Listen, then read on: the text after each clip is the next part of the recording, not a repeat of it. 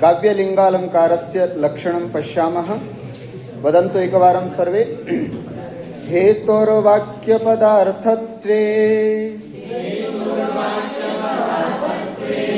काव्यलिङ्गमुदाहृतम्।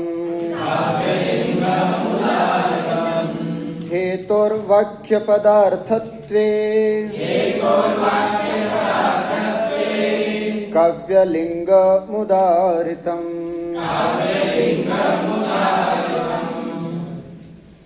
वाक्यपदार्थत्वे वाक्यं च पदं च इति वाक्यपदे तयोर अर्थौ इति वाक्यपदार्थौ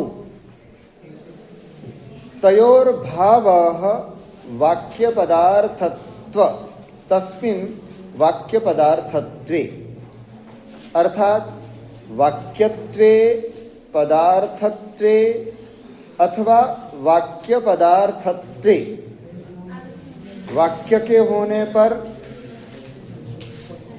वाक्य का भाव होने पर, पदार्थ का या पदार्थ के होने पर, ये दोनों के होने पर क्या हेतु हो। हेतु अर्थात जहाँ पर वाक्यार्थ अथवा कोई पदार्थ जो है वो किसी भी वस्तु के प्रति कारण रूप में कहा जाए, कोई भी वाक्यार्थ या कोई भी पदार्थ किसी भी वस्तु के प्रति कारण के रूप में कहा जाए जहाँ पर, वहाँ काव्यलिंग अलंकार होता है। फिर से सुने, क्या कहा? कोई भी ऐसा वाक्यार्थ अथवा कोई भी ऐसा पदार्थ, वाक्यार्थ का मतलब वाक्य का अर्थ, पदार्थ का मतलब है किसी पद का अर्थ। कोई भी वाक्यार्थ या कोई भी वाक्य पदार्थ या दोनों वाक्यार्थ या पदार्थ, ये दोनों किसी भी वस्तु के कारण के रूप में यदि कथन किया जाए, कारण के रूप में उनको प्रतिपादित किया जाए, तो वहाँ पर काव्यलिंग अलंकार होता है। संक्षिप्त में अगर इसको समझा जाए तो ऐसे समझें कि जहाँ पर किसी बात का कथन भी किया जाए और साथ में उसका कारण भी बताया जाए, वहाँ काव्यलिंग अलंकार होता है। जैसे पता है वो बालक इतना प्रतिभाशाली क्यों है, क्योंकि उसके पीछे डैश डैश डैश, ये उसका कारण बताया जा रहा है। पहले तो बात बता दी, फिर उसके बाद एक दूसरे वाक्यार्थ के द्वारा उसका कारण बताया जा रहा है, इस कारण से वो ये है।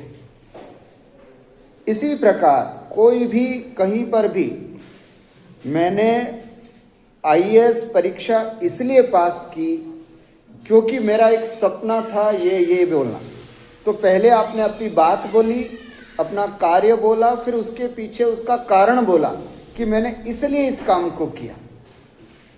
ऐसी स्थिति जहाँ पर दिखाई जाए, कवि जब इस तरह का कोई कथन करे कि जिसमें कार्य पहले बताए और कार्य के बाद उसका कारण बताए, इसलिए ऐसा हुआ क्योंकि ऐसा हुआ, ऐसी स्थिति जहाँ पर दिखाई जाती है, वहाँ पर काव्यलिंग अलंकार होता है। आप शब्दों में ही अगर देखें तो स्पष्ट होगा, काव्यस्य लिंगम यत्र प्रदर्श्यते तत् काव्यलिंगम। लिंगम नाम हेतु, लिंगम नाम कारणम। काव्यस्य अर्थात काव्य, ऐसा कह सकते हैं, यस्मिन् काव्ये लिंगम प्रदर्श्यते तत् काव्यलिंगम। जिस काव्य में, जिस दोहे में, जिस श्लोक में, जिस पद्य में किसी कार्य का कारण भी बताया जाए, उसे हम कहते हैं काव्यलिंगम। कोशिश करें, अगर आप जैसे अलंकार का नाम है वैसे ही अगर ध्यान रखेंगे तो परीक्षा में भी वो बात याद आ जाएगी और आप आराम से लिख सकते हैं। ऐसा कोई काव्य जिसमें कार्य के साथ उसके लिंग अर्थात कारण को भी बताया जाए, उस काव्य को बोलते हैं काव्यलिंग अलंकार। जैसे कोई कहा जाए, कहता है कि तुम्हारी आंखों में जो आग है इसलिए दुनिया तुम्हारी बात मानती है। तो जो तुम्हारी आंखों में तेज है, तुम्हारी आंखों में जो आग है, पता है इसलिए दुनिया तुम्हारी बात मानती है। तो यहाँ पर कारण भी बता दिया, दुनिया जो बात मान रही है ये कार्य है, और उसके पीछे कारण क्या है कि तुम्हारी आंखों में आग है। तो इस प्रकार से जो हमारी बात होती है, जहाँ पर हेतु हेतुमत भाव होता है, दिखाया जाता है, वहाँ पर काव्यलिंग अलंकार होता है। जैसे उदाहरण देखें अब, रे हस्त दक्षिण मृतस्य शिशोर्द्विजस्य, बोलिए,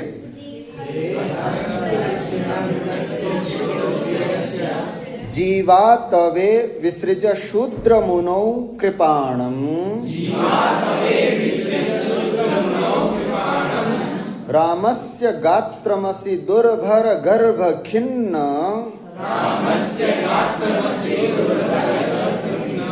सीता प्रवासन पटुः करुणा कुतस्ते। उत्तर रामचरितस्य पद्यमेतत् वर्तते। यहाँ पर प्रसंग है कि एक मुनि के मारने पर एक बालक जीवित होगा, लेकिन उस मुनि को मारने में थोड़ी बहुत संकोच कर रहे थे राम की। उत्तर रामचरित में राम की घटना है, शूद्रक मुनि, शंभुक मुनि के हनन करने पर एक बालक जीवित होना है, बस इतना प्रसंग समझे। पर उस पर हथियार कैसे चलाएं, चल नहीं रहा था। तो रामचंद्र जी अपने ही दाहिने हाथ को संबोधित करते हुए कह रहे हैं कि रे दक्षिण हस्त, रे मेरे दाहिने हाथ। क्या कह रहे हैं? मृतस्य शिशोः जीवितस्य जीवा द्विजस्य जीवा तवे विसृज शूद्र मुनौ कृपाणम्। हे दक्षिण हस्त, मृतस्य द्विजस्य शिशोः जीवा तवे, ये मरे हुए इस ब्राह्मण के बालक को जीवित करने के लिए शूद्र मुनौ कृपाणम विसृज, इस शूद्र मुनि शंभुक के ऊपर अपना कृपाण चलाओ। क्यों? इसका कारण भी बता रहे हैं साथ में कि क्या कारण है। तो कारण के लिए इस पे बता रहे हैं, रामस्य गात्रमसि, तुम राम के शरीर हो, तुम राम के शरीर हो, तुम्हारे अंदर दया है भी कहाँ वैसे भी। तो इसमें ये कारण बता रहे हैं, तुम इतना हिचकिचा रहे क्यों?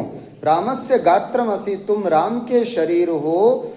कौन से राम? बता रहे हैं, दुर्भर गर्भ खिन्न सीता प्रवासन पटो हो। ओहो, दुर्भर अत्यंत असह्य, गर्भ से खिन्न गर्भवती सीता को प्रवासन घर से निकाल देने में पटु रामचंद्र जी के हाथ हो तुम, है ना। तुम्हारे अंदर करुणा नाम की कोई चीज ही नहीं है, इसलिए तुम आराम से इस पर कृपाण चला सकते हो। समझ में आ गया?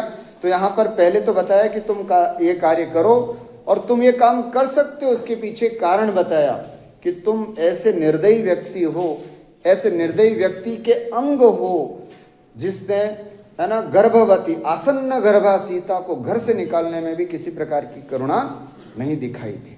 तो वही बात यहाँ पर बताइए। देखो, अत्र करुणायाः अभावे, करुणा का अभाव ये कार्य है। इसमें बताया कि तुम्हारे अंदर करुणा नहीं होनी चाहिए, करुणा नहीं हो। क्यों नहीं होना चाहिए? उसके कारण दो बताए हैं यहाँ पर, एक वाक्य रूप में और एक पदार्थ के रूप में। वाक्यार्थ के रूप में क्या है? रामस्य गात्रमसि, तुम राम के शरीर हो, ये एक कारण बताया। इसमें कितने पद हैं? रामस्य 1, गात्रम 2 और असि 3 पदों का समूह होने से ये क्या हो गया? वाक्य। ये वाक्यार्थ के द्वारा।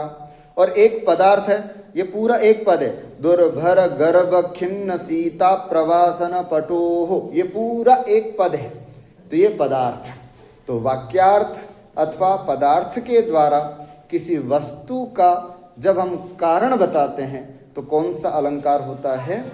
काव्यलिंग अलंकार होता है। इति अत्र यहाँ लिखा है कि रामस्य गात्रमसीति वाक्यम दुर्भर गर्भ खिन्न सीता प्रवासन पटोह इति पदार्थश्च हेतु, ये पदार्थ का हेतु है। इस तरह से समझना चाहिए। ठीक वंतरम विभावना अलंकार। विभावना अलंकारम अत्र वयम पश्यामः। विभावना और विशेषोक्ति दो जुड़वा अलंकार है, एक दूसरे के विरोधी अलंकार है। एक समझ में आ जाएगा तो दूसरा भी जल्दी समझ में आ जाएगा।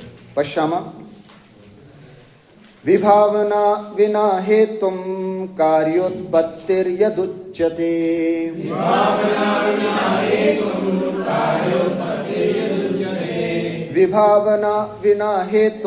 कार्योत्पत्तिर्यदुच्यते।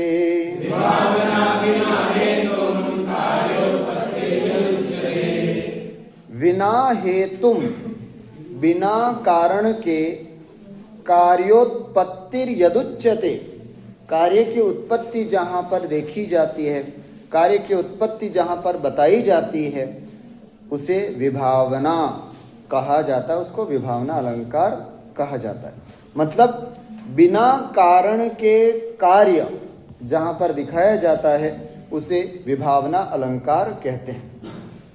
ब्रह्मा की सृष्टि में प्रायः ये देखा जाता है कि हर कार्य कारण पूर्वक ही होता है। पहले कारण होता है फिर कार्य होता है। पहले बादल आते हैं फिर वृष्टि होती है। पहले पुष्प आता है फिर उसमें से फल खिलता है। पहले बीज होता है फिर उससे वृक्ष उत्पन्न होता है। तो पहले कारण होता है फिर ही कार्य की उत्पत्ति होती है। लेकिन कभी भावातिरेक में बिना कारण के भी कार्य उत्पन्न जब बताता है तो वहाँ एक विशेष अलंकार होता है। उस अलंकार को कहते हैं विभावना अलंकार। कौन सा अलंकार कहते हैं? विभावना अलंकार। तो यथा इसका एक उदाहरण देखते हैं यहाँ पर कुमार संभव में से जो बताया गया। अपमेघोदयं वर्ष मदृष्ट कुसुमं फलम्।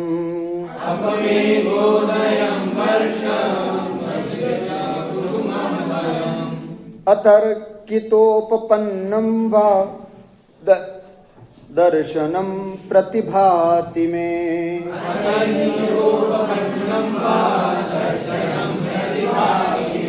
अपमेघोदयं वर्ष मदृष्टकुसुमं फलम्।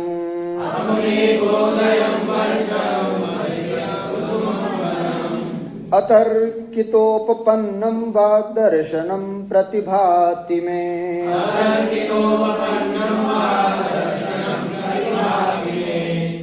कारण के बिना भी कार्य की उत्पत्ति जहाँ पर होती है उसे हम विभावना अलंकार कहते हैं। उदाहरणम् अत्र पश्यामः। कुमार संभवस्य षष्ठे सर्गे गगनात् अवतीर्णान् मुनीन् प्रति गिरिराजोक्तिर इयम्, है ना। गगनावतीर्णान, गगन से आकाश से अवतीर्ण मुनियों को देख करके गिरिराज हिमालय की यह उक्ति है। क्या कह रहे हैं? अतर्कितोपपन्नम, अतर्कितम अविचारितम, बिना विचार किए ही, उपपन्नम प्राप्तम उपगतम, बिना विचारे ही आए हुए वह दर्शनम, आप लोगों का दर्शन, वह नाम युष्माकम, तुम लोगों का, आप लोगों का ये जो दर्शन है, मतलब मैंने सोचा भी नहीं था कि इतने सारे मुनि मेरे यहाँ पर हिमालय पर आ जाएंगे। अतर्किकम है ना, अतर्किकोपपन्नम, अर्थात बिना विचारे ही इतने मुनिराजों का आ जाना, है ना, इतने मुनिराजों का दर्शन हो जाना बिल्कुल वैसा ही है जैसे, अब देखो यहाँ पर किस तरह से विभावना अवतीर्ण होती है। मैं अपमेघोदयम वर्षम, ये बिल्कुल मेरे लिए वैसे ही है जैसे मैं मुझे हिमालय के लिए अपमेघोदयम, अपगतो मेघानाम, है ना, जलदानाम उदयो यस्मात्, अर्थात अपगतो मेघानाम जलदो मेघानाम जलदानाम उदयो यस्मात्, अर्थात बादलों से, बादलों का उदय जिसमें नहीं है, अर्थात बादल आए ही नहीं, बिना बादल के होने वाला वर्षम माने वृष्टि, अनभ्रा वृष्टि ही, बिना बादल के होने वाली बरसात। मतलब अचानक आप लोगों का यहाँ आ जाना मेरे लिए वैसा ही है जैसे बिन बादलों की बरसात। बिन बादलों की बरसात हो गया ना विभावना, बिना कारण के कार्य। हमेशा बारिश कैसे होती है? बादलों से होती है। बिना बादलों की वृष्टि होना एक उदाहरण। अपमेघोदयम वर्षम, अर्थात बादलों से रहित बारिश का होना। और दूसरा बता रहे हैं अदृष्ट कुसुमम फलम, है ना, न दृष्टम कुसुमम नाम पुष्पम यस्य तादृशम, अर्थात जिसके ऊपर कभी पहले पुष्प नहीं देखा, ऐसे किसी के ऊपर यदि साक्षात फल आ जाए तो कितना आश्चर्य हो। तो जैसे बिना पुष्प के फल आ जाने के समान जानना चाहिए। वरना इतने सारे मुनिराजों के आने से पहले बहुत कुछ तैयारियां होती हैं, उनके अवतीर्ण होने से पहले बहुत सारी सजावट की जाती है, सब कुछ तैयारी की जाती है।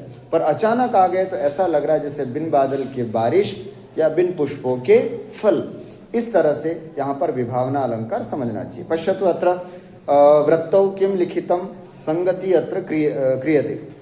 अत्र मेघोदय कुसुम रूप कारणयोर अभावेपि, यहाँ पर मेघोदय बादलों का आना या फिर कुसुम रूप या पुष्प रूप कारणयोर अभावेपि, इन दोनों कारणों के अभाव में भी, जैसे बादल के अभाव में वर्ष अर्थात वृष्टि का होना और कुसुम के अभाव में फल रूप कार्ययोर अभिधानम, है ना। इस तरह से वर्ष फल रूप कार्ययोर अभिधानम, वृष्टि अथवा फल रूप जो कार्य है उसका कथन करना, बिना कारण के कार्य की स्थिति बताना है। अतएव अत्र विभावना अलंकारो वर्तते। स्पष्टम, विभावना विना हेतुम कार्योत्पत्तिर यदुच्यते, बिना कारण के जहाँ कार्य बताया जाता है उसे हम विभावना अलंकार कहते हैं। अस्तु, अनंतरम अस्ति विशेषोक्तिरलंकारः। विशेषोक्तिरलंकारः, है ना, बिल्कुल उससे विपरीत है। वहाँ बिना कारण के कार्य हुआ, अब यहाँ पर कार्य होने पर भी, कारण के होने पर भी कार्य नहीं होता है, वो विशेषोक्ति। बस इतना सा अंतर है। कारण के होने पर भी कार्य नहीं होना विशेषोक्ति है। आइए लक्षण पढ़ते हैं। सती हेतौ फलाभावे विशेषोक्ति त्रिधा च सा।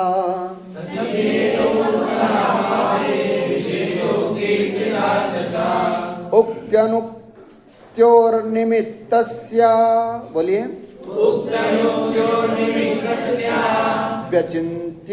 व्यचिन्त्यत्वे च कुत्रचित्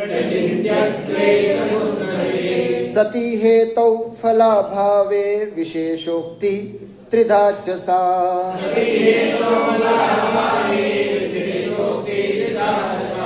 उक्त्यनुक्त्योर्निमित्तस्याप्यचिन्त्यत्वे च कुत्रचित्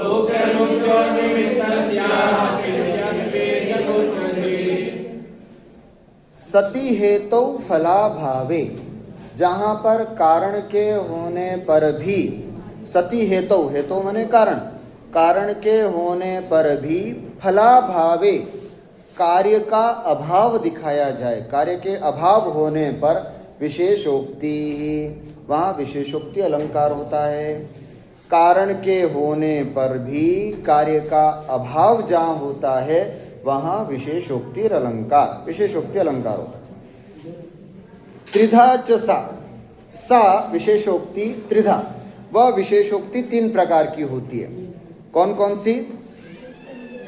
हाँ, उक्त निमित्ता, अनुक्त निमित्ता, अचिंत्य निमित्ता च इति सा त्रिधा। इस प्रकार से वो तीन हुई। उक्त निमित्त, निमित्त माने क्या होता है? कारण। उक्त निमित्त, ऐसी विशेषोक्ति जहां पर कारण कहा जा रहा है लेकिन कार्य की उत्पत्ति नहीं हो रही है।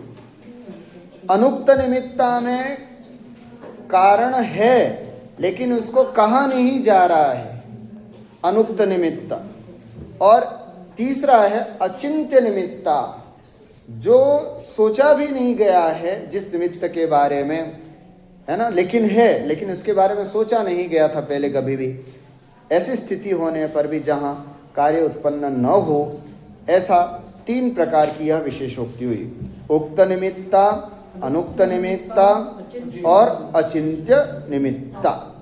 जहाँ कारण के होने पर भी कार्य की उत्पत्ति न हो, ऐसा यह विशेषोक्ति अलंकार जानना चाहिए।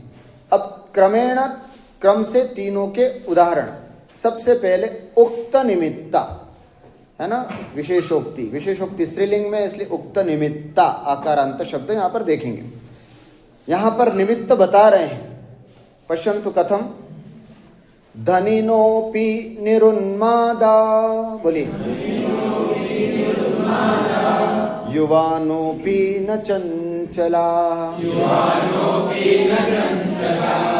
प्रभवोऽप्यप्रमत्तास्ते, महिमशालिना। वदन्तु एकवारं सर्वे मिलित्वा।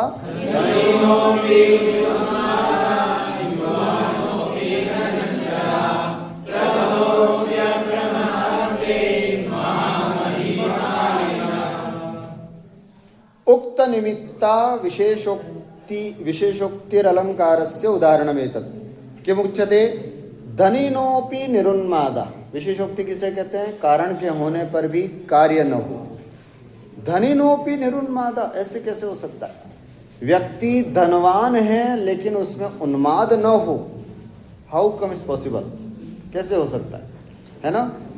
जैसे ही थोड़ा बहुत पैसा आता है कि व्यक्ति ऐंठने लग जाता है, दूसरों से बात नहीं करता है, अभिमान आ जाता है ना, उसकी चाल बदल जाती है, उसके ढाल बदल जाते हैं थोड़ा सा पैसा आते। क्यों? क्योंकि इन सब के पीछे कारण क्या है? पैसा। तो धन आने पर उन्माद होना स्वाभाविक है, लेकिन बड़े आश्चर्य की बात है, धनिनोपि, धन होने के बावजूद, धनवान होने के बावजूद भी निरुन्माद, कारण के होने पर भी कार्य नहीं देखा जा रहा है। एक बात, धनिनोपि निरुन्मादा, बताओ, यहाँ ये बताया कि कारण क्या है यहाँ पर? धन, और उसके बाद उन्माद नहीं होना, कार्य नहीं हुआ। दूसरा, युवानोपि न चंचला, युवा है व्यक्ति और चंचल न हो, उसका मन चलायमान न हो, ऐसे कैसे हो सकता है? क्योंकि युवावस्था होती ही चंचलता का पर्याय। जहाँ बहुत चंचलता, बालकपन में चंचलता अलग होती है, युवा होने पर चंचलता अलग होती है ना। तो बालकपन में जो चंचलता होती है वो शारीरिक चंचलता होती है, उछल कूद वाली होती है। माँ बाप कहते हैं कि सोफे पे मत कूद, फिर भी बहुत कूदता है। तो वो जो चंचलता होती है वो शारीरिक चंचलता, और युवावस्था होने पर मानसिक चंचलता ज़्यादा होती है। उसका मन स्थिर नहीं रहता है, मन बहुत दौड़ता है। भले कक्षा काव्य दीपिका की चल रही है, लेकिन वो कहीं और ही अलंकार लगाए बैठा होता है, तो मन बड़ा चंचल हो जाता है। तो वो चंचलता युवावस्था होने पर होती ही है, आपका दोष नहीं है। तो ऐसा क्यों? तो ये कारण है। पर विशेषोक्ति वाले क्या कहते हैं? युवानोपि न चंचला, अरे व्यक्ति युवा होने के बावजूद भी चंचल न हो। आगे, प्रभावोप्यप्रमत्तास्ते, प्रभाव है ना, बहुत अच्छा प्रभाव होने के बावजूद भी अप्रमत्ता, किसी भी प्रकार का प्रमाद उसके अंदर नहीं है। ये सब कारण के होने पर भी कार्य नहीं बताया। लेकिन क्या इसमें कोई निमित्त बताया? हाँ, अंतिम चतुर्थ पाद जो है वो उसका निमित्त बताया। ऐसा सब क्यों होता है? ये सब उन्हीं के साथ होता है जो महामहिमशालिनः, महामहिमशालिनः, अर्थात इसमें व्युत्पत्ति लिखी है। महामहिमशालिनी क्या होते हैं?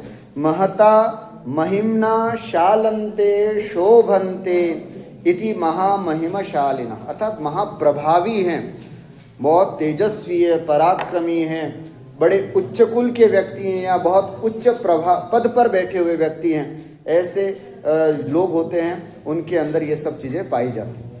तो ये निमित्त जो कारण था वो बोला, अतएव अत्र उक्त निमित्ता विशेषोक्तिर अलंकारो वर्तते। पश्यतु वृत्तौ किं लिखितम्, अत्र धनादि रूप हेतु सत्वेपि, यहाँ पर धन आदि रूप कारण के होने पर भी उन्मादादि रूप फलाभाव, धन के होने पर भी उन्माद नहीं होना, युवा होने के बावजूद भी चंचलता नहीं होना, प्रभावी होने के बावजूद भी प्रमाद नहीं होना, ये सब है ना, कारण के होने पर भी कार्य का अभाव यहाँ पर बताया गया।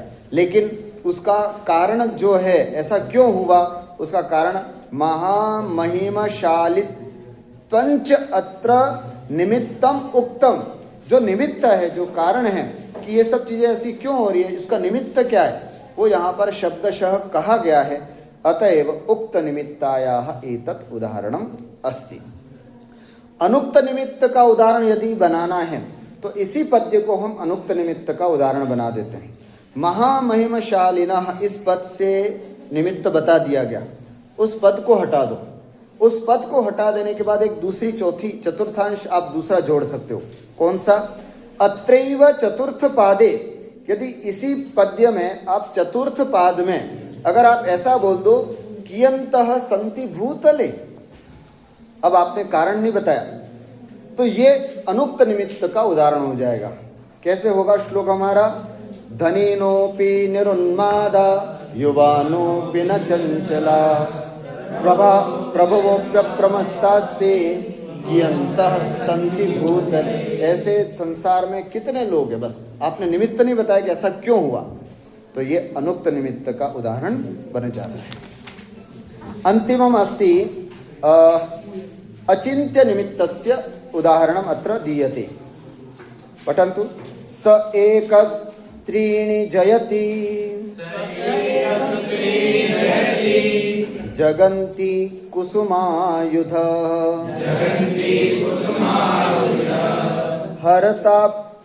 हरतापि तनुं यस्य शंभुना न बलं मृतम्। वदन्तु एकवारं सर्वे। स एकस्त्रीणि जयति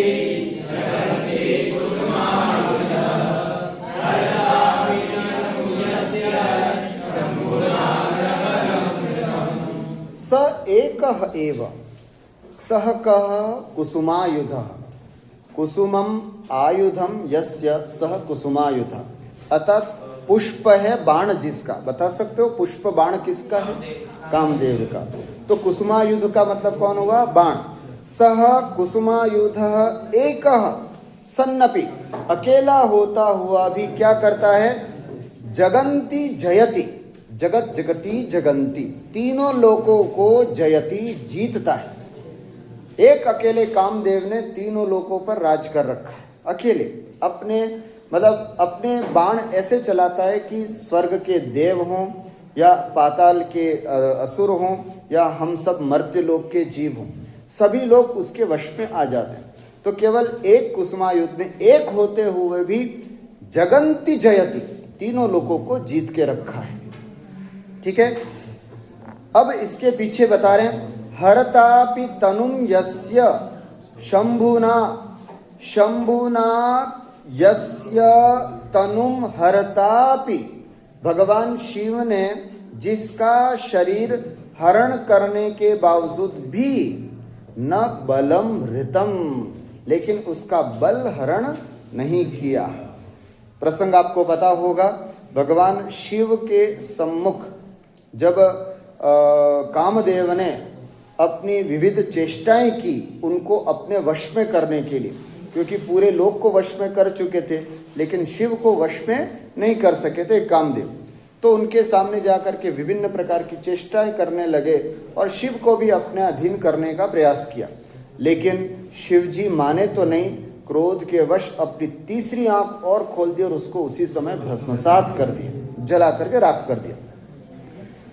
तो यही बात बता रहे कि शंभुना यस्य तनुम हरता, भगवान शिव ने जिसके शरीर को हरण करते हुए, जिसके शरीर को हरते हुए, हरण तो कर लिया लेकिन बलम न हृतम, लेकिन उसका बल हरण नहीं किया। अब यहां पर देखेंगे, अत्र तनुहरणेपि, शरीर के हरण हो जाने पर भी ऐसा होता है क्या कि शरीर चला गया फिर भी बल रह गया हो? ऐसा होता ही नहीं। कारण के होने पर कार्य तो होता ही है। कारण था शरीर तो बल, मतलब कारण है शरीर और बल उसका कार्य है। कोई भी लाश को दौड़ते हुए देखा कभी किसी ने? क्योंकि दौड़ना बल से होता है और उस शरीर में बल ही चला गया तो फिर वो कैसे दौड़ेगी?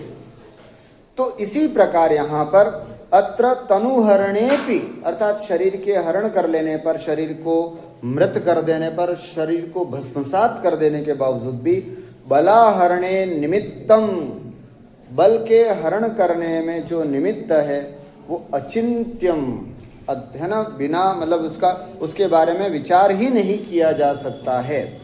नीचे भाव लिखा है, देखिए, यद्यपि अनुक्तत्वा विशेषात् अचिंत्य निमित्तम अनुक्त निमित्तमेव भवितुम अर्हति। अनुक्त निमित्त और अचिंत्य निमित्त इन दोनों में कोई ज्यादा अंतर नहीं है। तथापि अनुक्त निमित्तायाम ज्ञातमेव निमित्तम नोच्यते। अनुक्त निमित्त में ज्ञात होता हुआ भी निमित्त जिसमें नहीं कहा जाता है वो कहलाता है अनुक्त निमित्त। लेकिन अचिंत निमित्तायाम तो निमित्तस्य दुरूहत्वात् अज्ञातस्यैव अनुक्तिरिति, मतलब अनुक्त निमित्त में तो निमित्त पता है लेकिन कहा नहीं है, लेकिन अचिंत्य निमित्त में निमित्त का पता भी नहीं। ऐसी स्थिति जहाँ पर बनती है वहाँ अचिंत्य निमित्त होता है। अस्तु, एवं अद्य वयं त्रीन् अलङ्कारान् अत्र पठितवन्तः। त्रयः अलङ्काराः इतोपि अवशिष्टाः। वयं श्वः कक्षायां पठिष्यामः। अद्य एतावदेव उक्त्वा विरमामः।